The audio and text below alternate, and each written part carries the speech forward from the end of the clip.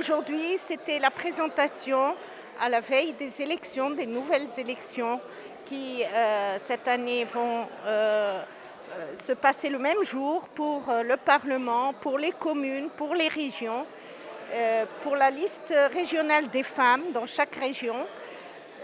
Donc c'est l'occasion pour nous de présenter notre programme électoral pour les années à venir. Nous avons un parcours et nous cumulons les avancées et nous devons en même temps rester vigilants pour ne pas reculer. Dans ce programme électoral, le premier élément, c'est de placer l'humain, les droits de la personne, les intérêts de la personne au cœur de toutes les politiques publiques. Pour cela, il faut en priorité s'intéresser et révolutionner le système éducatif, la santé et l'accès à l'emploi. Nous devons aussi nous intéresser à la justice entre les régions, entre le monde rural et le monde urbain.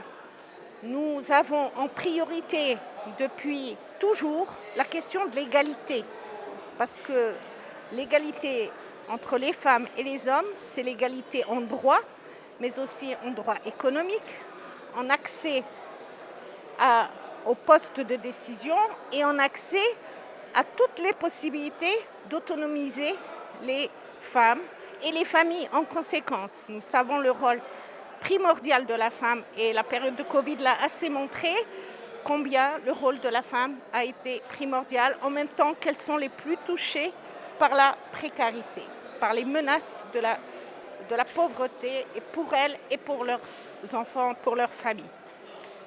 Le deuxième volet, évidemment, qu'on a présenté dans le programme électoral, c'est le volet économique. Bien sûr, pour avoir une politique qui cible l'humain, il faut avoir les moyens. Et donc, nous avons résumé, bien sûr, ce n'est pas un programme qui fait 800 pages, c'est les moyens d'augmenter le financement. Le financement pour des politiques publiques efficaces au service des citoyennes et des citoyens. Dans le troisième volet, nous avons bien sûr abordé le volet démocratique, parce que le slogan de notre dernier congrès, c'était le renouveau démocratique. Et là, nous parlons d'un nouveau souffle démocratique, c'est-à-dire qu'il faut assainir l'atmosphère pour rétablir la confiance. Car en définitive, ce dont nous avons besoin, c'est une mobilisation de tous, en particulier des jeunes. Les jeunes qui pensent que la politique, c'est quelque chose qui ne les concerne pas. Eh bien là, nous leur disons, la politique, c'est votre avenir.